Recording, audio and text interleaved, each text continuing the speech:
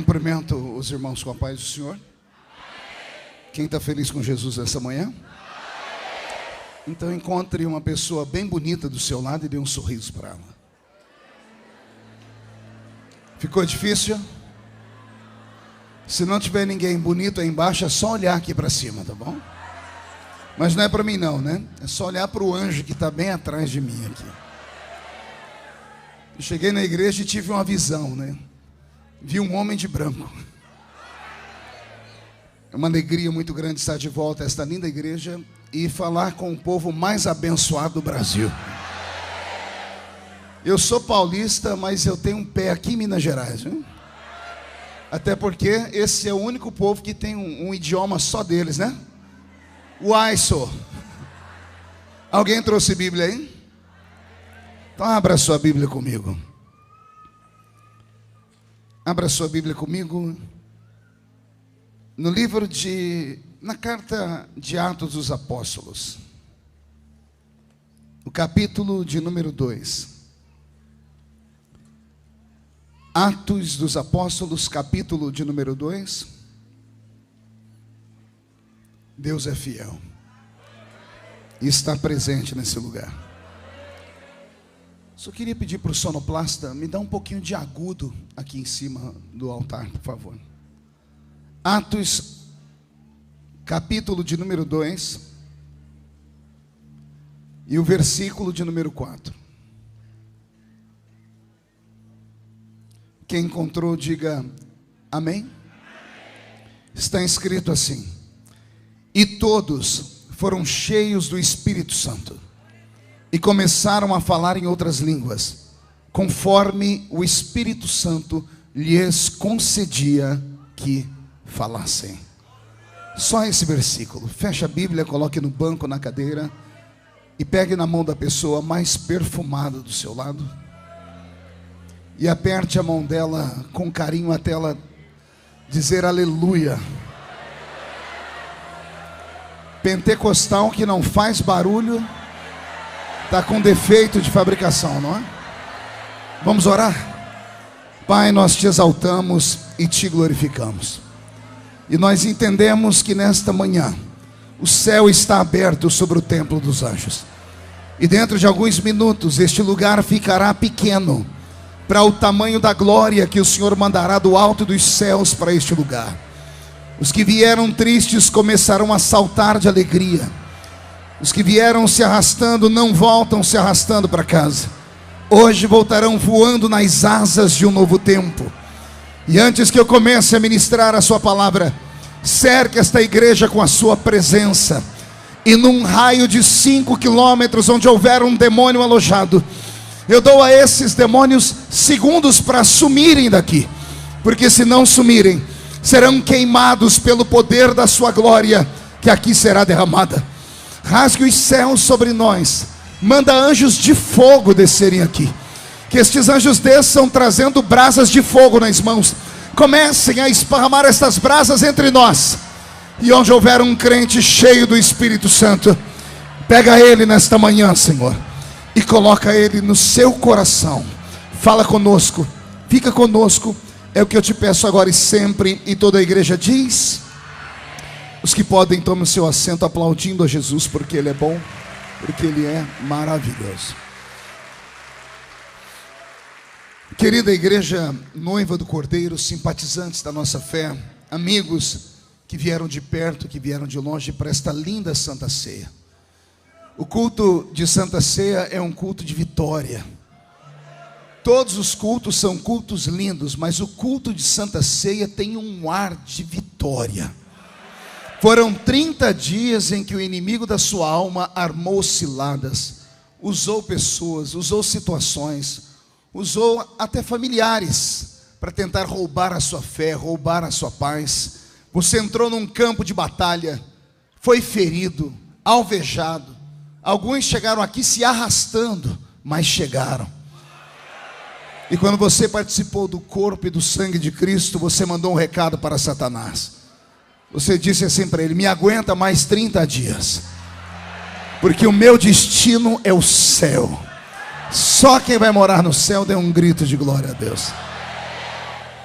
Eu fui muito tocado nesse culto desta manhã. Desde o princípio, nos louvores, na ministração do nosso pastor, nos milagres que nós vimos, no andamento do culto, na forma como os crentes adoraram. E enquanto eu assistia o mover de Deus, o Senhor falava comigo: tudo isso é porque o Espírito Santo está convosco. Não é a voz do pregador, não é a performance de quem canta, não é o timbre da voz daquele que está louvando, não é a forma que dançamos, não são palavras emotivas, não são jargões evangélicos que mexem com o nosso coração. O que mexe com o coração do homem é uma presença invisível daquele que fez os céus e a terra e que habita entre nós e está conosco nesta manhã. Esta vontade de chorar, este corpo tremendo, o coração sacudindo no peito, a voz embargada, o corpo arrepiado, não é por causa do ar-condicionado, nem tampouco porque você está do lado de alguém que você ama. Não, é a presença dele. Ele está aqui. Ele não é uma coisa, ele não é um vento, ele não é um fogo, ele não é uma água, embora o vento, o fogo e a água sejam símbolos da presença dele. Ele é muito mais do que isso. Ele não é uma força, como dizem por aí. Ele não é uma entidade, como dizem por aí, não. Ele é uma pessoa, e ele está entre nós, e merece ser honrado nesta manhã. Eu quero dizer ao Espírito Santo que este lugar é dele, esse povo é dele. Estamos aqui para adorar o nome de Jesus através de você, Santo Espírito. Por isso, fala conosco em nome de Jesus. O texto que eu li foi apenas um aporte para a sua memória, para lembrar que há 2000 anos atrás, no dia da inauguração efusiva da igreja da qual você faz parte, lá estava ele, o Espírito Santo. Lá estava ele vindo do céu, porque a Bíblia diz que foi do céu que ele veio. Ele veio e encheu a casa onde estavam assentados todo o corpo de Cristo. Naquele tempo, quase 120 pessoas. Apesar de Jesus ter aparecido para cerca de 500 pessoas, e para essas 500 pessoas ele deixou um recado, deixou o horário e o endereço onde ele estaria se reunindo com eles. Dessas 500 pessoas que viram o Mestre ressurreto, somente quase 120 acreditaram. Deixaram seus afazeres, deixaram as suas famílias e foram para o pé daquela montanha e encontraram com um Cristo ressurreto. Eu queria ter estado naquela manhã e acredito que eu ficaria estupefato como eles ficaram. Aliás, eu acredito que eu ficaria muito mais anestesiado do que eles ficaram. Pastor, como o senhor sabe que eles ficaram anestesiados? É só ler Atos capítulo 1. Você vai ver que depois que eles viram ele ressuscitado, ele abriu uma oportunidade de diálogo. E ele disse a eles: perguntem o que vocês quiserem. E olha o que eles perguntaram para eles: Senhor, é neste tempo que tu restaurarás o reino a Israel? Jesus olha para eles e diz assim: essas coisas competem só ao meu Pai. E já que não tem diálogo, é melhor vocês irem para Jerusalém, esperem lá, até que do alto sejam revestidos do poder de Deus. Os discípulos estavam tão atemorizados, estavam tão emocionados, que quando viram ele, perderam o senso. Poderiam ter perguntado para ele do céu, poderiam ter perguntado para ele do seio de Abraão, afinal ele tinha morrido, tinha ficado 3 dias no seio da terra. Poderiam ter feito perguntas extraordinárias, mas eles se perderam. Por quê, pastor? Porque eles estavam diante de um mistério, estavam diante de um milagre. Imagine vocês que 43 dias antes desse episódio, eles encontraram ele pendurado no alto de uma cruz. Ele estava com o corpo desfigurado. Ele tinha mais de 400 cortes no seu corpo. Eles ouviram ele gemer. Eles ouviram gritos de dores do alto da cruz. Eles ouviram ele olhar para o céu e perguntar: Pai, onde tu estás? Eles ouviram aquela oração que não conseguiram compreender, porque Jesus fez em um idioma extinto, em aramaico, quando ele olha para o céu e diz: Eloi, Eloi, lama sabachthani. 43 dias antes eles viram ele ser destruído, moído. 43 dias depois está ele de pé diante deles, ressurreto, poderoso. Eu acredito que na medida que Jesus ia falando, ele ia levantando os braços, e as pessoas iam olhando para a cicatriz na mão dele, iam dizendo: é ele. Não parece aquele da cruz, mas é ele. porque a carne foi restaurada e Ele está aqui. Nesse dia Jesus disse a eles: ficai em Jerusalém até que do alto sejais revestidos de poder. O Espírito Santo não é um poder apenas, ele não é energia. Eu repito o que disse agora há pouco, ele é uma pessoa. E cada crente que está aqui neste culto, nesta manhã, precisa manter uma comunhão com ele. E eu queria perguntar a você: como está a sua vida com ele? Quantas vezes por dia você se lembra que ele existe? Ou será que você faz parte de um grupo de pessoas que só se lembra do Espírito Santo quando alguém canta um louvor e fala do nome dele? Ou será que você faz parte de um grupo de pessoas que pensa que o Espírito Santo é só um sentimento, é uma emoção barata que nós temos durante o culto? Não, ele é um amigo pessoal. E como amigo, como pessoa, ele tem sentimentos. E ele falava comigo nesta manhã que com alguns daqueles que aqui estão, ele tem um sentimento de tristeza, porque levou quase 30 dias para ele te enxergar. Foram quase 30 dias de abandono do templo, quase 30 dias sem pisar na casa do Senhor. E você veio arrastado pela propaganda da ceia, pela propaganda do pregador. Veio nem sabe por quê, atraído pelo convite da mãe, do pai, da família, quando na verdade não foi nada disso. Na verdade foi o próprio Espírito Santo que colocou um anzol no seu queixo e fisgou você, porque ele não abre mão de você para nada e para ninguém. Eu não sei se você veio para cá sozinho, mas você não vai embora sozinho. Quando você descer por aquela escadaria, a presença dele vai com você. Esse dia será diferente e esta semana será poderosa. Algumas pessoas vão pegar você no volante do seu carro, parado no semáforo, chorando, falando em línguas. Alguns vão achar que você está louco, mas não será loucura.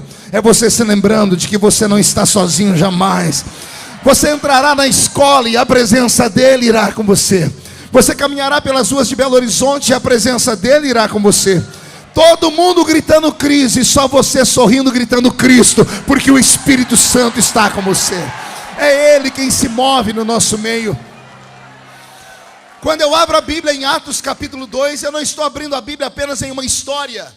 A Bíblia não diz que o Espírito Santo desceu sobre aqueles homens apenas para dar a eles uma emoção, não. O que acontece em Atos capítulo 2 é um reflexo do que aconteceu no livro do Gênesis, do 1º ao 8º capítulo. Do 1º ao 8º capítulo da Bíblia nós temos a degeneração do ser humano. Nós temos o homem se perdendo. Nós temos o homem morrendo por dentro. Nós temos o homem perdendo a comunhão com Deus. Nós temos o homem perdendo o seu status de filho de Deus. Nós vemos o homem se curvar diante daquilo que o diabo colocou diante dele. E o homem cai em miséria, em pecado. E é o próprio Deus que vem a um homem justo na terra. A terra toda, Deus só encontrou um. E a esse justo Deus disse a ele: o meu espírito não ficará para sempre com o homem. O meu espírito não contenderá mais, não lutará mais com o homem para trazê-lo à minha presença. Senhoras e senhores, irmãos em Cristo que aqui estão, o que nos difere dos anjos, o que nos difere dos animais irracionais, é esse dispositivo que temos dentro de nós. Os animais não têm espírito de maneira alguma, só são alma. Os anjos têm espírito, mas só em forma de fôlego de vida. Somente o homem tem dentro de si, além do seu próprio espírito, o Espírito Santo de Deus. Só o homem tem isso. Os animais não têm, os anjos não têm, os demônios não têm.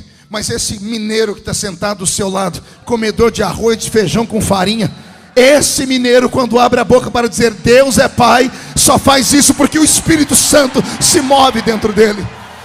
Eu queria que você se abrisse neste momento para sentir a presença dele. Eu imagino que ele está ficando feliz. Ele entrou triste porque há muito tempo não te via, mas bastou o pregador começar a te dar algumas palavras e você começou a se lembrar de que você só é o que é porque ele está dentro de você. O Espírito Santo é tudo que nós temos. Posso ouvir um grito de glória a Deus? Robson, mude a música para mim. Se você abrir a sua Bíblia Sagrada, no Velho Testamento inteiro, você vai compreender o que eu estou dizendo. Lá no Gênesis, o meu Deus arrancou o Espírito Santo da terra, e a raça de seres humanos que se levantou eram seres humanos horríveis, que não mereciam nem o olhar de Deus. Esconde lá a sua atenção. Se você ver os homens que vieram depois de Noé, os homens que construíram, por exemplo, a Torre de Babel, liderados por Nimrod, A Bíblia diz que Nimrod era um poderoso caçador, mas isso não é um elogio. A palavra poderoso caçador significa um homem violento e assassino. Nimrod foi um homem tão violento no seu tempo que matou o próprio pai para dormir com a mãe e ter filhos com ela. A raça de seres humanos que se levanta na terra sem a presença do Espírito Santo não podiam nem ser chamados de seres humanos, porque o homem que não tem a presença do Espírito Santo dentro dele, ele se iguala ao nível dos animais irracionais. Ora, uma vez perguntaram para mim: pastor, na sua mente, no seu pensamento, qual é o maior símbolo de um homem sem o Espírito Santo nessa terra? Para mim, o homem sem o Espírito Santo, ele é muito parecido com um suíno, com um porco. Pergunte por quê? Só digo se todo mundo perguntar. Você sabia que porco não olha para cima? Você nunca vai ver um porco olhar para o céu. O pescoço dele não tem articulação para isso. Ele só olha para a terra. Por isso só se mete em porcaria. Por isso só se mete em coisas sujas. Por isso gosta de lavagem. O homem sem o Espírito Santo não consegue olhar para o céu. Ele acha que ele é dono do seu próprio nariz. Ele confia na força do seu braço. Ele confia na força da sua mente. Por isso que quando tudo dá errado, ele pega e dá um tiro na orelha. Porque ele é como um suíno.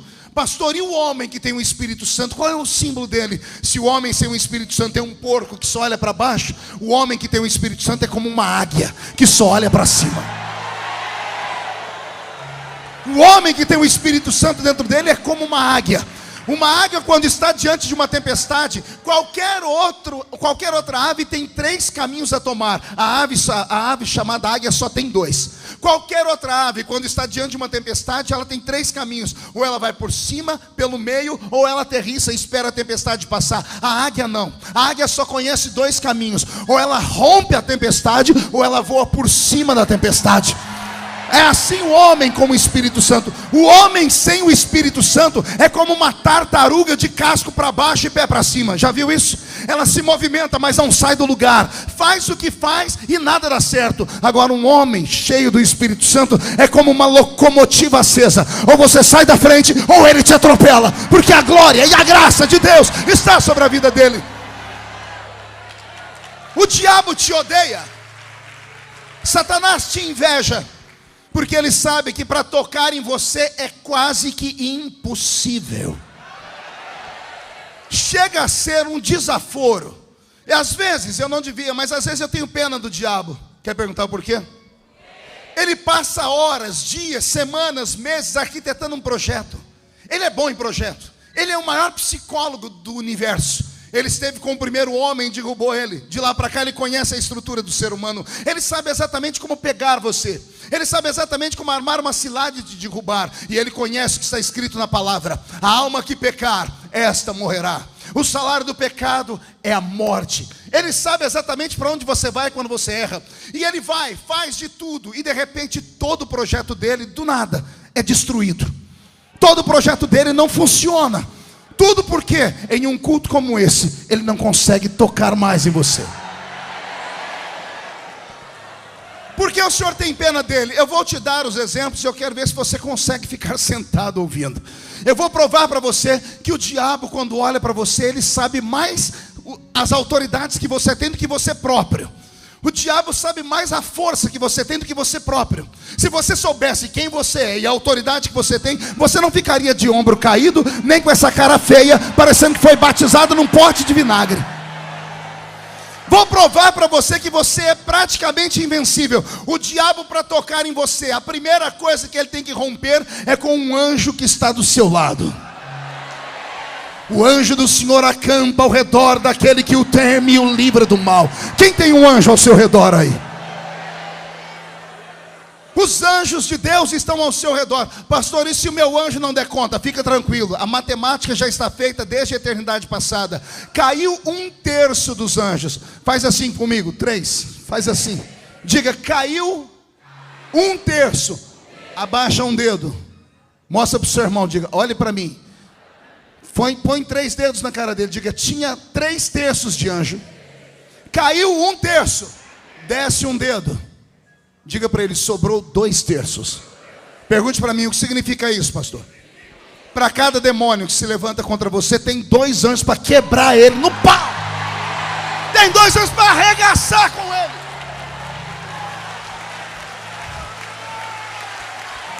Segure aí. Se o seu anjo não der conta, basta ele pedir ajuda. E os demônios não tocam você. Mas supomos que os anjos não deem conta. E o demônio consiga de alguma forma romper com o anjo que te protege. O diabo vai ter o segundo problema. Pergunte qual? Há uma proteção sobre a sua vida chamada sangue de Jesus. Quem está debaixo do sangue de Jesus, o anjo da morte passa perto, passa do lado, mas não pode tocar, porque os umbrais do seu coração estão tangidos com o sangue do Cordeiro. Olhe que coisa linda. Eu disse que você é invulnerável, você é invencível. Se o diabo vencer o anjo, ele tem que encontrar o sangue. Não há poder contra o sangue. Mas vamos fazer uma ilação aqui. Caso ele consiga vencer o sangue, que é impossível, caso aconteça isso, o diabo tem que encontrar e vencer o terceiro inimigo que ele tem. Pergunte qual? Aquilo que está dentro de você. Você é templo do Espírito Santo. Você entendeu o que eu disse? Demônios, para romperem com a sua vida, tem que vencer os anjos que te cercam, tem que vencer o sangue que te protege, e tem que vencer o próprio Deus que mora dentro de você. O que eu quero dizer com isso? Que você não precisa ficar chorando, você não precisa ficar triste. A luta que você está passando não é para destruição, é para fortalecimento. Todas as coisas concorrem para o bem daqueles que amam a Deus. Na vida do crente, tudo que acontece, ou acontece porque Deus mandou, ou acontece porque Deus permitiu. O diabo até queria, mas não pode tocar em você. Mas caso ele toque, aprenda: se ele romper essas barreiras, é porque Deus permitiu. E se Deus permitiu, é porque Deus acha que tudo que você tem é pouco demais, e Ele quer te dar em dobro. Não, você não entendeu. Tudo que você tem é pouco demais. Mas como é que Deus pode multiplicar? Só pode multiplicar se Ele deixar você passar por uma luta. Viste tu, meu servo Jó, homem temente. O diabo com inveja disse: também ele tem tudo, deixa eu tirar tudo. Deus disse: tira tudo, só deixa a vida dele. Deus é sádico? Porventura Deus gosta de te ver sofrer? Não. Por que Deus deixou o diabo tocar em Jó? Porque Deus achou que Jó tinha pouco. Ele queria dar para ele em dobro tudo que ele tinha. Pastor, o que o senhor está me dizendo? Eu estou te dizendo que você não tem mais que se sentir o verme do carrapato. Você não tem que se sentir inferior a nada, nem inferior a ninguém. Quando sair por aquela porta, sai de cabeça erguida, peito estufado, pisa firme no chão, entra na rua da sua casa, chama os demônios para a briga, chuta Satanás para o inferno e reage diante do Senhor. Você crê nisso? Mão direita erguida ao céu. Agarre o ombro de quem está do seu lado, por gentileza. Chacoalhe a pessoa até ela ficar irritada. Não é para agarrar, com força, chacoalha. Diga: Deus te trouxe aqui para isso. Sacode a pessoa com força. Diga: Deus te trouxe aqui para sacudir a sua vida, para sacudir a sua família, para sacudir a sua chamada, para sacudir o seu ministério. Se você serve a este Deus, tire o pé do chão para adorá-lo.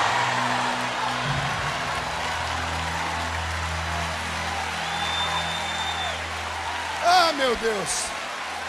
Sente aí. O homem perdeu o Espírito Santo no início da Bíblia. O meu espírito não estará mais com o homem. Deus, ao retirar o Espírito Santo do homem, tirou do homem o elo de ligação com o céu. O homem teve uma vida triste, vazia. O homem se tornou uma besta fera. A violência passou a fazer parte do seu cotidiano. O homem não olhava mais para o céu. E desde a eternidade passada, alguém lá no céu percebeu que o homem não podia ficar sem o Espírito Santo. Como assim, pastor? A Bíblia diz que Jesus Cristo intercede por nós desde a eternidade passada. O Cordeiro foi morto antes da fundação do mundo. Olha o que a Bíblia diz. Jesus, sentado à direita do Pai, olhava para a terra e via o ser humano perdido. Via os homens se matando. Via os homens promovendo toda sorte de miséria. Viram os homens tendo seus problemas, os seus desvios sexuais. Viam os filhos matando os pais. Viam os pais e as mães mantendo relações sexuais com os filhos. Viam as pessoas perdendo o brio, perdendo o bom costume. O homem virou uma besta fera. E então lá do céu, Jesus começa a interceder dizendo: papai, o homem não pode ficar sem o Espírito Santo. Nós temos que devolver. Mas Deus Pai, sempre metódico, olhando para o Filho, deve ter dito: o homem não merece o Espírito Santo. E eu imagino Jesus dizendo: pai, não podemos julgar todos pela atitude de um. Cada um é cada um. Vamos transformar a terra num laboratório. E Deus aceitou a ideia. Deus olhou para este mundo e transformou este mundo num laboratório. E Ele começou a selecionar pessoas sobre quem Ele derramaria o Espírito Santo. No Velho Testamento, só 3 categorias de homens recebiam o Espírito Santo. Eram eles: os reis, os sacerdotes e os profetas. Diga comigo: reis, sacerdotes e profetas. Olha que interessante. Deus selecionou alguns seres humanos pela atitude deles e pela função deles. Só que Deus não dava o Espírito Santo para eles de maneira deliberada. Era como se Deus pegasse um conta-gotas. Quem lembra de conta-gotas aqui? Era como se Deus pegasse um conta-gotas, pastor Jerônimo, pegasse um pouquinho do Espírito Santo, olhasse aquelas 3 categorias, rei, sacerdote e profeta, e pingava sobre eles um pouquinho do Espírito Santo, só para ver qual era a reação. Os homens cheios do Espírito Santo eram fabulosos. Tinha uns que, quando ficavam cheios do Espírito Santo, qualquer coisa na mão deles virava arma. Uma queixada de jumenta virava uma metralhadora R15. Um pedaço de cajado virava uma chave capaz de abrir a porta do mar. O Senhor viu que quando um homem ficava cheio do Espírito Santo, ele operava e obrava no Senhor. Ele fazia coisas extraordinárias. Um homem cheio do Espírito Santo, depois de matar um gigante, que é um ato truculento, e mostrar a cabeça dele para todo mundo, depois que lavava a mão do sangue e tirava dele aquele ranço, ele enfiava a mão na sacolinha dele, pegava um instrumento de cordas que ele fez, dedilhava e começava a dizer: o Senhor é meu pastor e nada me faltará. Eu imagino Deus Pai se alegrando e dizendo: filho, você tem razão.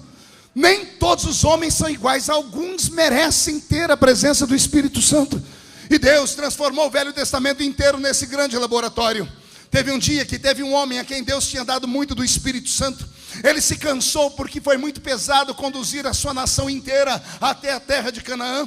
Um dia ele chegou diante da sua família e reclamou: não dou conta mais. O sogro dele olhou para ele e disse assim: Moisés, se você não dá conta, reparte a carga. Escolhe aí no meio da congregação homens em quem você confie e reparte a carga com eles. Moisés achou a ideia bonita, mas ele era só um empregado. Ele marcou uma reunião com seu patrão, subiu o alto da montanha e disse: papai do céu, o meu sogro Jetro me deu uma ideia. Como eu não estou aguentando a carga, ele falou para eu repartir. E eu trouxe aqui uma lista. Nessa lista, pai, tem aqui 70 nomes. 70 nomes de homens que eu acho que o senhor pode usar. Deus gostou da ideia e disse assim para ele: Moisés, vou fazer isso. Eu vou levantar 70 homens. Todavia, eu não vou dar para eles uma experiência nova. Eu vou retirar do que eu te dei e vou repartir com eles. Você crê em transferência de unção? Vou falar de novo. Você crê em transferência de unção? Eu também creio. Moisés subiu ao alto da montanha, levou a lista com os 70 nomes. O Senhor Deus retirou do espírito que estava em Moisés e repartiu com 70 homens no meio da congregação. A Bíblia diz que dentro da congregação de Israel tinha 68. Quantos? E os 68, quando ficaram cheios do Espírito Santo, começaram a profetizar e a dançar. Só que 2 dos 70 estavam do lado de fora do arraial. A Bíblia fala o nome deles: Eudade e Medade. Os 2 estavam do lado de fora do arraial. E quando receberam o Espírito Santo, eu não sei se eles estavam capinando, pescando, vendendo, comprando. Quando o Espírito que saiu de Moisés entrou dentro dos 2, os 2 começaram a saltar e começaram a profetizar e começaram uma dança espiritual, só os 2 sozinhos. Fizeram um culto, só aquelas 2 almas. Estava passando no meio daquele caminho, justo naquela hora, um crente enxerido, que aqui em Minas Gerais não tem. Só tinha lá em Israel e na igreja que eu pastoreio. Lá onde eu pastoreio está cheio.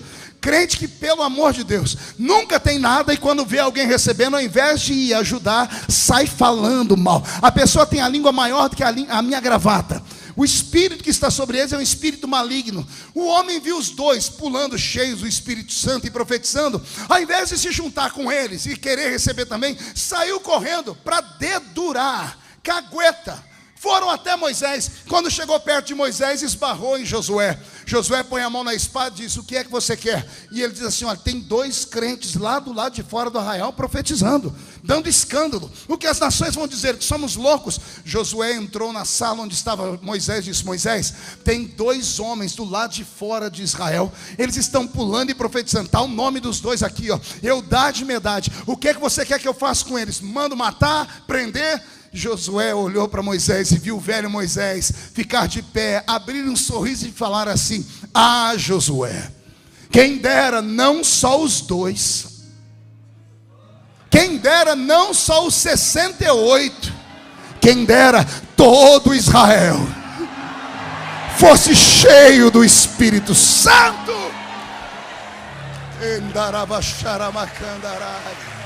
Ei, olhe que interessante. Naqueles dias do Velho Testamento, os homens não tinham o Espírito Santo como amigo. O Espírito Santo visitava e saía. O Espírito Santo não habitava, ele visitava. Diga comigo, ele não habitava, ele visitava.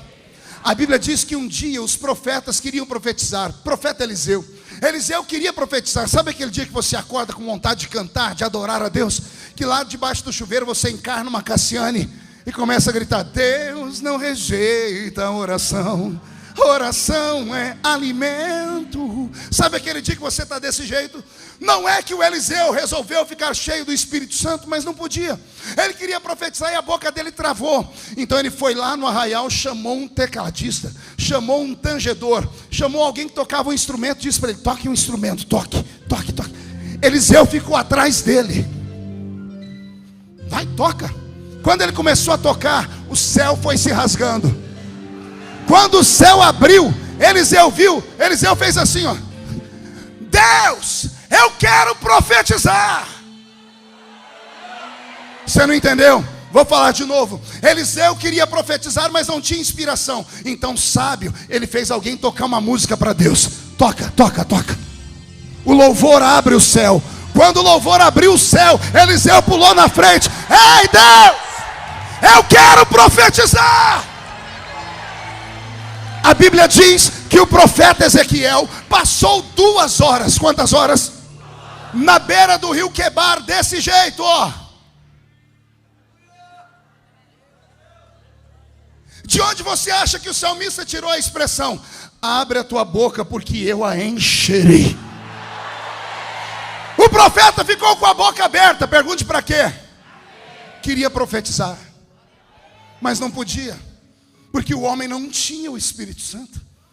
O Espírito Santo não habitava, ele visitava. Ele vinha, tocava. Quando o homem achava que estava cheio, ele saía. Tem gente que pensa que Sansão era um homem forte, parecido com Arnold Schwarzenegger, bíceps avantajados. Não, a força dele não estava nos braços. Pelo que eu leio da Bíblia, ele devia ser gordo, barrigudo, porque era cachaceiro. Enchia a cara de cachaça. Vai ver ele na cidade de Gaza, bebeu até dormir. A força dele não estava nos bíceps. A força dele estava em uma promessa. Mesmo bêbado, à meia-noite, tinha promessa ao infeliz. Mesmo bêbado, trancaram os portões da cidade, mas tinha promessa ao infeliz. Deus olhou do céu e disse: mesmo bêbado tem promessa. Espírito Santo, pega ele. O Espírito Santo desceu em Sansão. Ele levantou meio bêbado, deu uma olhadinha, estava tudo fechado. Ele viu o portão da cidade. Não era igual o portão da sua casa, era uma cidadela. Um portão que pesava no mínimo umas 3 toneladas. Já assistiu aqueles filmes antigos? As cidades cercadas, aquele portão gigante, os soldados ficam ali. Era daquele jeito. Pois Sansão foi para cima daquele portão. Ao invés de quebrar e jogar fora, ele agarrou o portão e arrancou e pôs no ombro. E saiu andando. Eu acompanhei a trajetória na Bíblia. Ele não foi em linha reta. A Bíblia diz que ele subiu uma montanha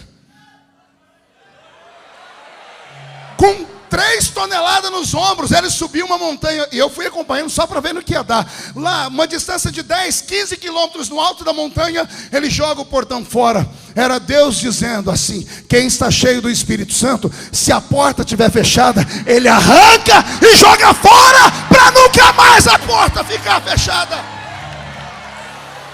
Pastor, o que o senhor quer dizer com isso? Agora olhe para mim. Eu estou no Novo Testamento. Eu estou no tempo da graça. O homem perdeu o Espírito Santo, mas Jesus devolveu. O homem ficou vazio. João, quando chegou na terra, os homens olharam para ele e disseram assim: tu és o Messias? Ele disse: não, eu batizo com água, mas vem um aí que vos batizará com o Espírito Santo e com fogo. Um dia os discípulos estavam andando ao lado dele. Ele ressuscitou, deu uma olhadinha para a cara deles e disse: agora vocês já estão prontos. Ele parou e fez assim para eles: ei. Ele soprou sobre eles e disse: recebei o Espírito Santo. Naquele momento os discípulos foram lavados. Existem duas maneiras de ter o Espírito Santo. Abre a mão direita, acompanhe, diga: a primeira é aqui. Bate no peito. Olha para o seu irmão e diga: a primeira é aqui. Você pode ter o Espírito Santo dentro. Diga: isso é para salvação. Agora tem a segunda forma. Pergunte qual. Acompanhe a mão, tire a mão daqui. Aqui. Aqui é sobre. Aqui é autoridade e revestimento. Acompanhe a minha mão. Aqui você está vestido. Aqui você está revestido. Aqui você está salvo. Aqui você está salvo e ungido para a batalha. Aqui é para todo mundo. Aqui é só para quem pede. Não, você não entendeu nada. Vou falar de novo. Aqui qualquer um pode ter. O Espírito Santo aqui dentro qualquer um pode ter. É o sopro. Todos estão salvos, mas não basta ser salvo. Tem um upgrade. Você pode ser crente, vir para a igreja, ser cheio do Espírito Santo e salvo. Seu nome está escrito no livro da vida. Mas o Senhor te faz um desafio. Quer mais? Então eu vou te dar o Espírito, além daqui vou te dar aqui. Aí você vai falar em línguas, profetizar, interpretar as línguas, expulsar demônios, vai curar os enfermos, vai operar com sinais, prodígios e maravilhas, vai mostrar para esse mundo que mesmo sendo de carne e osso, você pode operar com poder e glória nessa terra. Eu estou pregando para um exército aqui em Belo Horizonte nesta manhã. Esses homens e mulheres que estão na minha frente nunca mais serão os mesmos. Depois desta santa ceia, eu queria ver o diabo encarar você. Ele vai se levantar para cair. Só quem está cheio do Espírito Santo, dê um grito para acordar Belo Horizonte. Pegue na mão de quem está do seu lado. Vê se o irmão está cheio do Espírito Santo. Pastor, como é que eu vejo? Veja o que ele fala. Dê uma olhadinha nos lábios dele, vê se ele está dando glória a Deus ou se ele está mascando essa desgraça desse chiclete. Vê se os pés dele estão parados ou se ele está batendo o pé no chão dizendo: essa terra é minha. Vê se a mão dele está frouxa ou se ele está apertando a sua mão. Crente cheio do Espírito Santo não leva afronta para casa. Crente cheio do Espírito Santo não aceita derrota. Quem está cheio do Espírito Santo reage.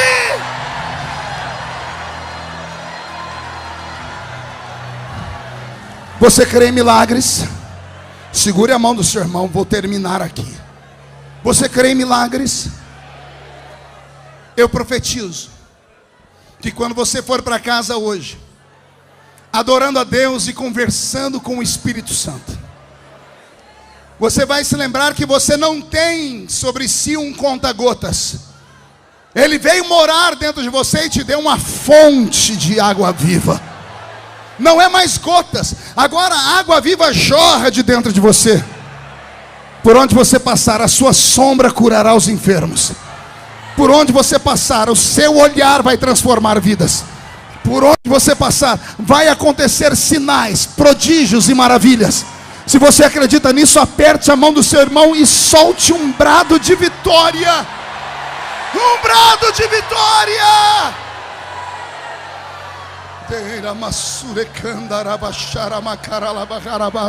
Senhor, se tem alguém aqui batizado com o Espírito Santo, renova ele, renova ela. Se tem alguém que fala na língua do céu, Pai, deixe eles orarem em outras línguas agora. Se houver alguém que não fala, mas que quer, batiza com o Espírito Santo agora, nos quatro cantos do templo dos anjos. Agora!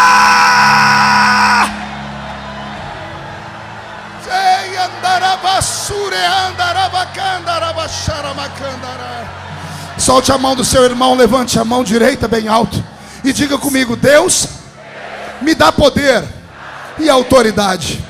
Diga em nome de Jesus: todos os demônios que me esvaziaram, que me venceram, machucaram, roubaram a minha família, roubaram os meus projetos, eu ordeno, venha para a palma da minha mão agora, fecha sua mão com autoridade. Eu vou contar até 3, você vai jogar no chão e vai pisar em cima. Quando você pisar em cima, você vai começar a orar em línguas. Você vai abraçar pelo menos 2 pessoas e vai dizer a elas: você está cheio do Espírito Santo. 1, você nunca mais será o mesmo. 1,5, sua família vai sentir orgulho de você. 2, quem viver verá, para ver os sinais que vão te seguir depois desta manhã. 2,5, Belo Horizonte é a capital do avivamento desse meu país. 3, jogue no chão, pise em cima e ore em línguas e abraça. Quem já pisou no Santo dos Santos em outro lugar, abrace alguém do seu lado, não sabe viver. Abrace, você está cheio do Espírito e onde Santo. estiver, clamar pela glória, a glória de Deus.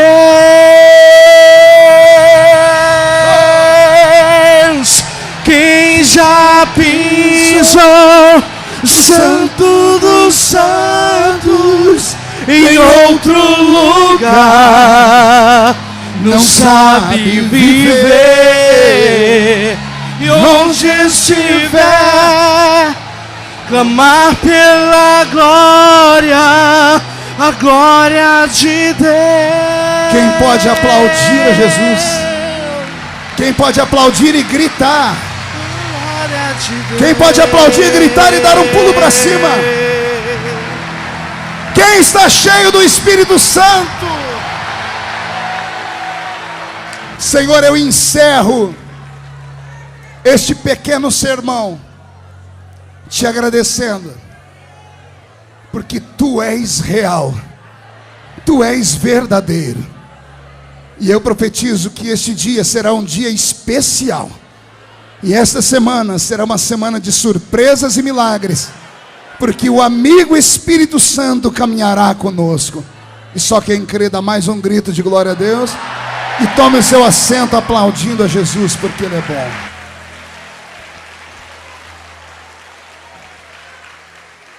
Amém? Alguém está sentindo Ele aqui ainda? Pastor, tem algum segredo para eu receber o Espírito Santo? Tem. O Espírito Santo é como um beija-flor. Beija-flor só vai em flor aberta. Beija-flor só vai em flor aberta e que tenha mel dentro dela. Cheguei esses dias na casa da minha mãe, estava na varanda e ela pendurou um monte de esses negocinhos de água. Daqui a pouco, deu uma certa hora do dia, encheu de beija-flor. Eu falei: mãe, o que eles vêm fazer aqui? É só por causa da água? Ela disse: não, tem um segredo. E eu falei: qual é? Ela falou: coloque o dedo na água e põe na boca. Estava docinho. Ela falou assim: eu coloco açúcar. O Espírito Santo é como um beija-flor.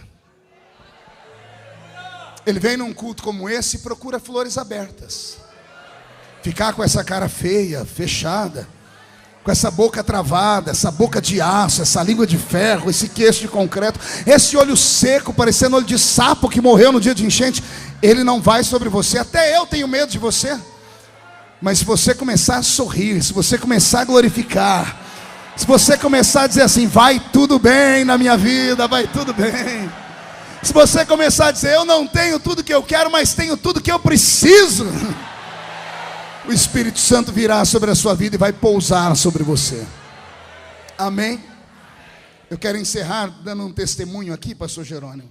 Dessa semana, eu recebi uma mensagem de uma pessoa que vem ao Templo dos Anjos. Essa pessoa me deixou emocionado. Ela disse que a última vez que eu estive aqui, acho que foi o ano passado, uma irmã dela veio ao culto e ela precisava pedir perdão para mim. Pedir perdão do quê? São vocês? A filha do Senhor? Ela falou que queria pedir perdão para mim. Possivelmente por causa daquelas coisas que aconteceram em 2013, que falaram de mim, que eu era homofóbico, tantas coisas mais. E eu estava ali embaixo, assinando os livros. E ela conseguiu chegar perto de mim, me abraçou. Ela veio no meu ouvido, pediu perdão. E eu só liberei o perdão, só dei um sorriso. E disse para ela, não precisava nem pedir perdão, porque eu nasci para isso. E dei um abraço bem firme e disse, Jesus te ama. Ela estava afastada dos caminhos do Senhor, voltou, passou 15 dias cheia do Espírito Santo. 15 dias depois, Jesus levou para o céu. O Templo dos Anjos foi o lugar que Jesus trouxe para ela se abraçar com Deus de novo. Essa que é a filha dela, sua mamãe está no céu, está melhor que a gente. Está esperando a gente. Ela deve estar lá brincando com meu filho. Eu tenho um filho que já foi para lá. Jesus trouxe o Senhor aqui hoje só para te lembrar de que a vida está na mão dele. A vida é um pequeno estágio. Eu lembro quando eu era menino, você ia para uma empresa para ser contratado, a empresa não era obrigada a te registrar, fazia um contrato. Lembra disso? Era um contrato de 3 meses de experiência. Aqueles 3 meses, no final dele, o chefe te chamava e dizia assim, ó, você serve para o trabalho, vai ser registrado. Você não serve, vai ser dispensado. A vida é mais ou menos assim. Você é colocado nesse mundo para um teste. As pessoas que vão embora mais cedo é porque já passaram no teste. Jesus olhou e disse assim, você foi aprovado. Foram aprovado e recebeu uma coroa em outro lugar. Ninguém fica para semente. Cedo ou tarde, jovem ou velho, todo mundo vai. O que importa não é ir, mas é em como ir. Você tem a opção de ir sozinho ou ir abraçado com o Espírito Santo. A Bíblia Sagrada, quando vai falar da morte, fala de Lázaro e o rico. Quem já leu a história? A Bíblia diz, morreu Lázaro e foi sepultado.